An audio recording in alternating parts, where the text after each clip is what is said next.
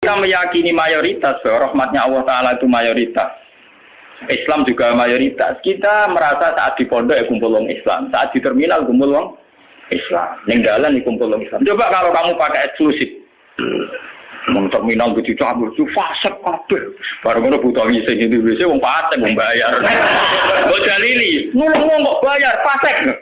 Nah, gue malah iso ngising kan. Fasek ke Allah, penting nyediakno WC kena bengi. Di Bang Soleh rabi fasilitas. Fasek ke Allah. Nah, ini contoh-contoh betapa eksklusisme, satu perasaan eksklusif itu menyesatkan. Allah sendiri terbuka rahmati wasiat kulas. Lah kulase ini lebih dekat mayoritas apa minoritas? Lebih dekat teori apa? Mayoritas. Nah, makanya saat ini kita ngaji nih, bahwa panduan Nabi untuk mengikuti mayoritas itu secara syariat memang sudah benar, dan setelah teori rasional teknis juga sudah benar. Cuma kan saya harus menyampaikan ini lewat ngaji, bahwa ini bukan akal-akalannya Gus Bah, memang ada di kitab yang diyakini sahih, yaitu kini kitab Muslim. Muslim itu dua kitab, yang satu paket dengan Bukhari apa? Muslim. Dua kitab yang diyakini sahih setelah kitab buah. Ya, dalam keyakinan mayoritas orang Islam setelah kitab buah adalah kitab Bukhari nama Muslim. Dan lewat kitab sahih ini sampean tahu bahwa panduan mengikuti mayoritas adalah panduannya Nabi. Paham ya? Panduannya sinten? Nabi. Mulane iki ngalim-ngalim Jawa juara bejoban, umumnya wong nganggo hemis ini biasa umum wong. Karena mereka tahu betul pentingnya mayoritas, pentingnya tradisi mayoritas. Mereka jarang orang-orang alim mau memaksakan jubahan, maksudnya paling kadang-kadang pas Jumatan bin macam, tapi ini kemauan ya wong tertentu jubarang gitu, semua ngalim. Nah rapati ngalim kata, tapi jubarang mau dapat terus. Mau ngalim-ngalim kali beru mesti biasa-biasa lah. Mana? Oh, terkuat ya tenang. Sing umum-umum mawon. Mohon terus akan saniki lah. Ketika kebenaran itu ternyata tidak sesuai dengan perilaku pejabat atau perilaku sebuah pemerintahan itu kayak apa? Nah ini terus babu wujubil ingkar alal umara fima yukhalifu syarka wa tarki qitalihim ma sallallahu wa nahwi dzalik. Ini panduan bagaimana ketika kebenaran itu benturan dengan pejabat-pejabat yang korup, yang salah, dengan hukum-hukum pemerintahan yang salah itu gimana? Ini langsung kalau baca hadisnya gitu. Bahwa saat demikian kita wajib ingkar tapi tidak harus perang. Kalau baca gitu. Haddatsana Haddad bin Khalid, haddatsana Hammam bin Yahya, haddatsana Qatadah anil Hasan, Ad-Dubbah bin Mihsan, an Ummi Salamah, anna Rasulullah sallallahu alaihi wasallam. Satakunu umara'u fata'rifuna wa tunkirun. Faman arafa bari'a wa man ankara salima. Walakin man radiya wa taba'a. Qalu afala nuqatiluhum qala la ma sallab. Ini panduan saat kita sebagai orang soleh ngadepi pejabat-pejabat yang nakal misalnya. Saat aku bakal ono sapa umara, pira-pira pemimpin, pira-pira amir, pira-pira pemimpin. Pemimpin ini bisa pejabat, bisa pemimpin kultural, pemimpin ormas, wae pemimpin umara jamu amir. Fatarifuna mongko kenal sira kabeh tapi watung kiruna lan ingkar sira kabeh. Kowe iso kenal tapi ya ingkar karena ya mungkin perilakunya sing enggak bener. Faman arafa bari. Faman mongko te sapane wong arafa gelem kenal sapa man bari mongko bebas sapa man. Maksudnya kenal yo terus iso milah-milah mana yang baik, mana yang buruk. Waman te sapane wong angkara iku ingkar sapa man, salima mongko selamat sapa man. Kowe ra kenal bupati atau gubernur atau pejabat sing korup sing nakal. Iku sing ingkar selamat. Lah sing ra selamat sapa? Melane mati korupsi ini iku. Walakin man radiya wa ta. Walakin man radiya, tetapi ini sing ra selamat yo rido cocok wa ta ya anut wah cocok pintan ta. Mergo untuk bagi bagian. Wis ora ono tuh biasa wae. Biasa wae perkara ngene. Walakin man radiya napa? Wa ta. Lah ini anti ke Nabi. Beliau yaitu tadi ikut mayoritas. Nabi ditanya, kalau ketika kita melihat pejabat yang mungkar, yang enggak benar, afala nuqatiluhum, ana ta ora merangi kita hum ing umar.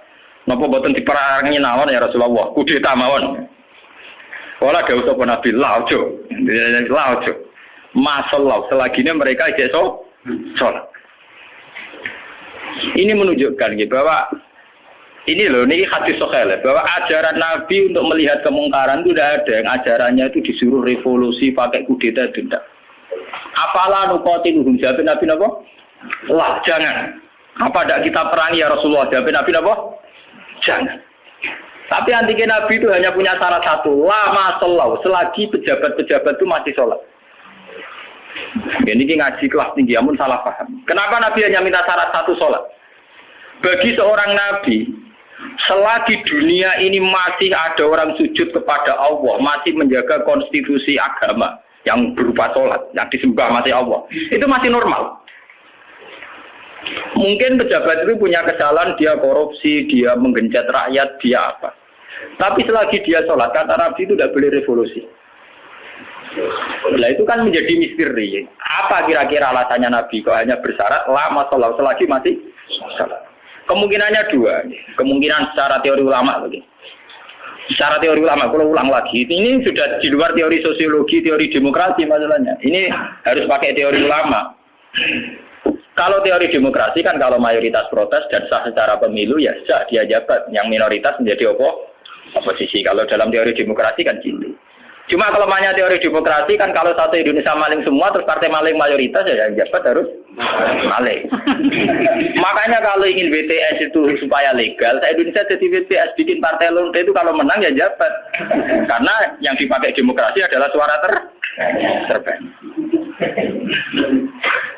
Loh iya, resikonya demokrasi kan suara terbanyak harus dilegalkan mimpin kan. Kalau terbanyak gento semua ya harus.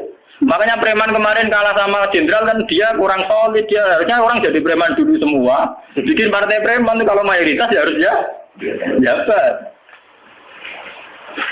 Nah ini saya bicara tentang teori ulama. Kenapa Nabi mensyaratkan jangan kamu revolusi, jangan kamu kudeta selagi mereka masih sholat.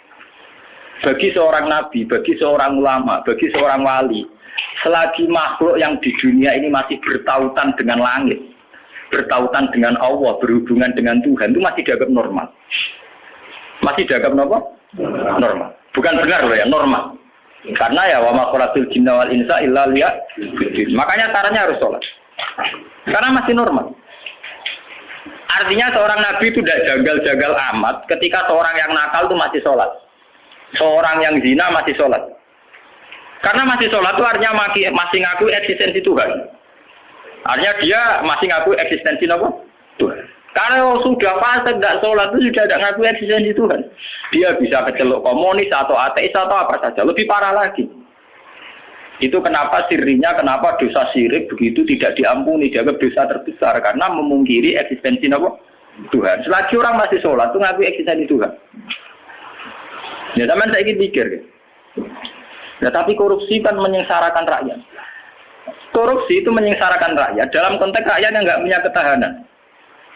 Karena misalnya APBD dikorupsi bupati sehingga tidak ada pembangunan Bantul atau Sleman atau negara mana saja. Paling banter sarana umum yang terbengkalai. Tapi masyarakat yang punya ketahanan hidup secara baik, dia punya pertanian yang baik, punya perdagangan yang baik. Itu pejabat korupsi hanya dia dosa saja dengan Tuhan karena rakyatnya punya ketahanan sendiri.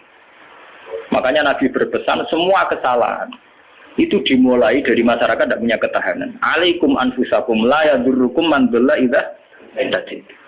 Kalau kita sudah miskin, pejabatnya korup, kita tambah miskin karena kita kayanya menggantung kebijakan negara, misalnya lewat BLT, lewat sarana umum, lewat pekerjaan massal.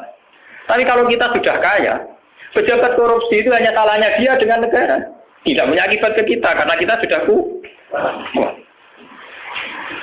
Jadi ya, pejabat korupsi itu salah, sampai dengan salah. Tapi jangan katakan bahwa korupsi sumber segala bencana, enggak. Sumber segala bencana adalah saat individu cara hidup tidak sehat, cara berekonomi tidak sehat. Ingat itu, dalam aturan Islam, kullukum ra'in, bahwa kalian pemimpin pada diri sendiri.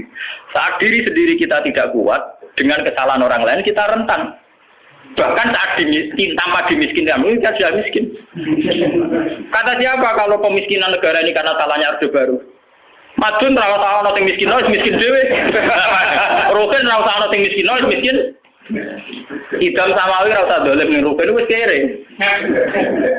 Berarti kekerean ini bukan kesalahan kebijakan pemerintah. Kesalahan SDM kita kan. Memang pemerintah ikut memperparah pejabat, tapi jangan katakan begitu. Sekali-kali nyalakan awam dhewe. Kita ini tanpa dimiskinkan orang sudah miskin.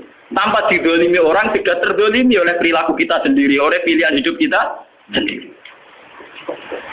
Yang orang salah sing melarat kok melarat. Nanti dari kaca kula, wah aku bar mergawe modal sak mungkin bangkrut, kowe bangkrut bar modal, aku sedurunge bangkrut. Kira iku wis bawaan. Wah, kira lateng. Artinya kira-kira kita ini adikan pejabatnya wis hasil iku yo tetep kere. Jadi Bupati Bantul, Cek Sleman, Cek Diae, ora korupsi lah, sing kere tetep kere. Wah repot, tapi nyala kok sopo.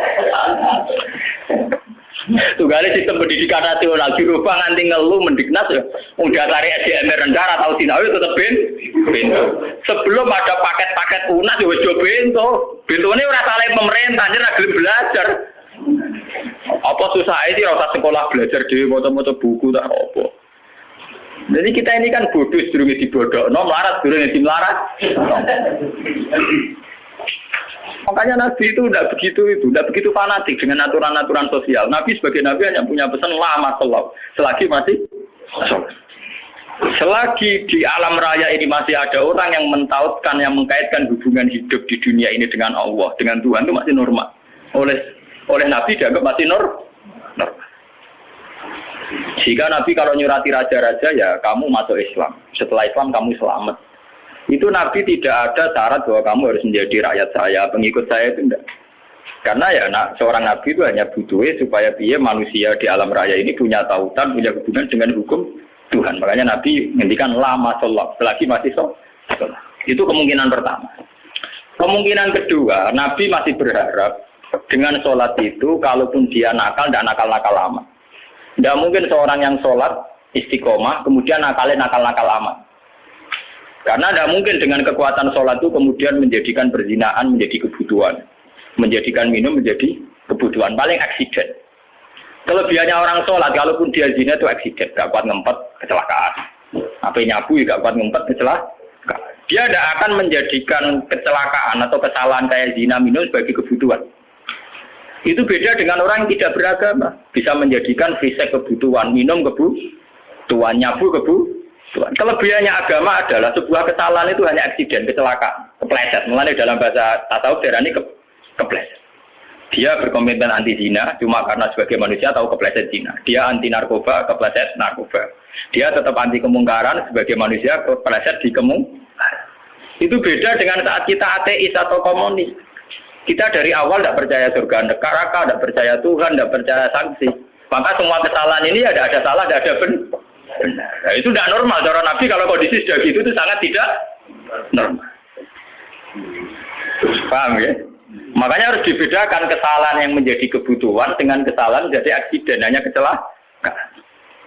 Ya kayak Rokan sebagai sufi ya kan merem, tapi sebagai uang ya kadang kecelakaan dulu orang ayu. Tapi dia yakin itu dosa, yakin dan ya istighfar. Itu kelebihannya agama kan gitu. Orang ya di ruang salah tapi balik meneh, salah balik meneh. Makanya bahasanya orang agama itu kan munib, orang yang mudah kembali. Ya karena kesasar barang mulai meneh. Jadinya munib, rojak.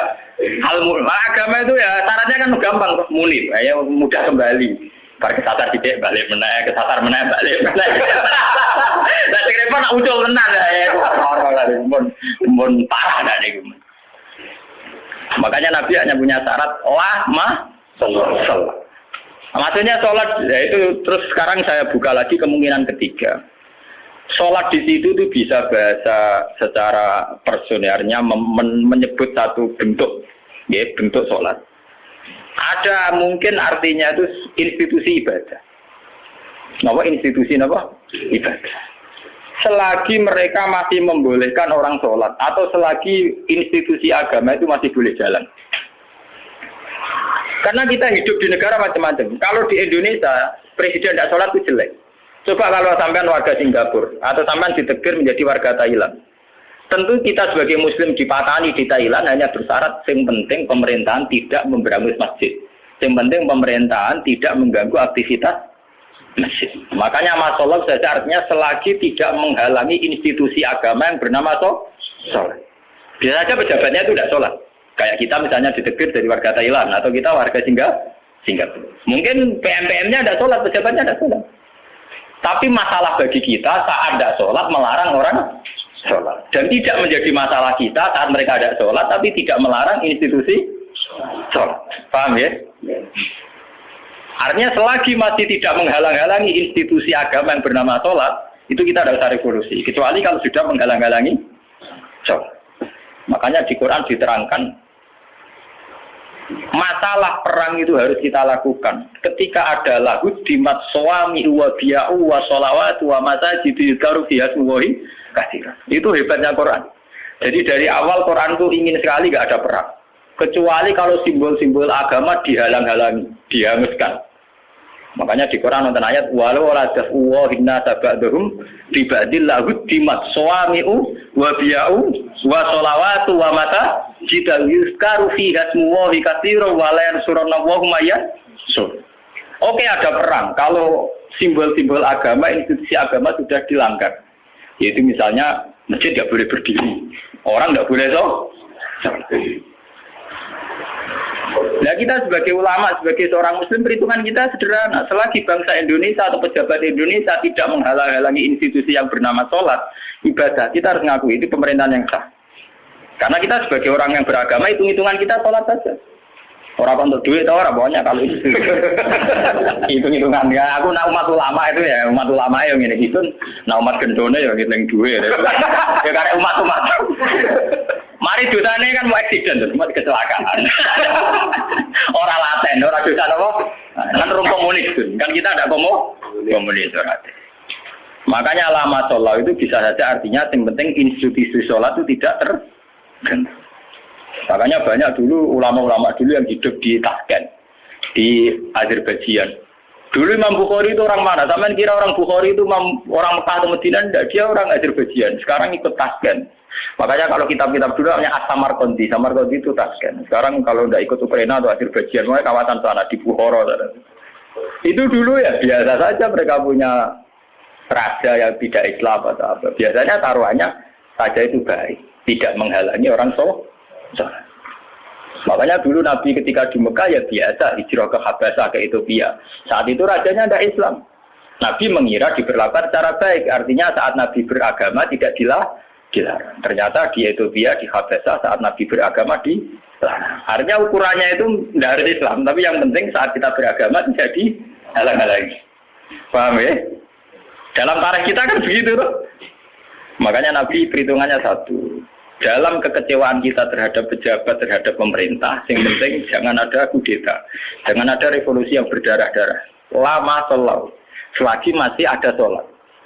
Makanya kemungkinannya itu kalau dalam konteks Indonesia pejabatnya sholat, kalau dalam konteks non-Islam, yang penting pemerintahnya tidak menghalang-halangi orang sholat. Misalnya kayak di Amerika, di Eropa itu kan masih banyak yang baik, itu masjid tetap boleh berdiri, aktivitas Islam boleh. Itu masih normal ya. Dalam pandangan Nabi begitu itu masih apa? Normal. Nah, lewat ngaji ini biar jenengan tahu betul bahwa sebetulnya kita sudah punya panduan politik. Ya panduan politik, panduan sosial itu kita sudah punya dari Nabi. Ya masalahnya roh tak orang tetap dan roh kita tak orang lain tak ulang, mulanya tak ulang. Mulanya kita ulang.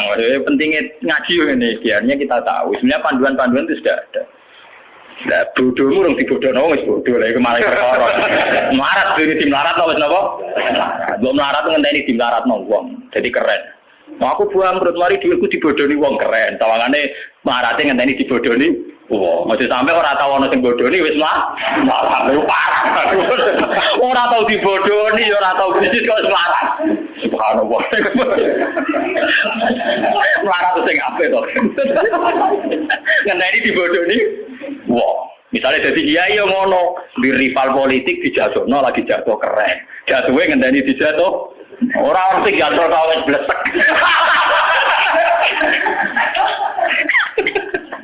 Mau jatuh ngenteni sing jatuh no apa kan lumayan, tawangannya orang sing dikabing hitam. Mau di saya jadi kiai gara-gara disaingi ku terus ambles. Orang harus nyai kok ambles. Waduh.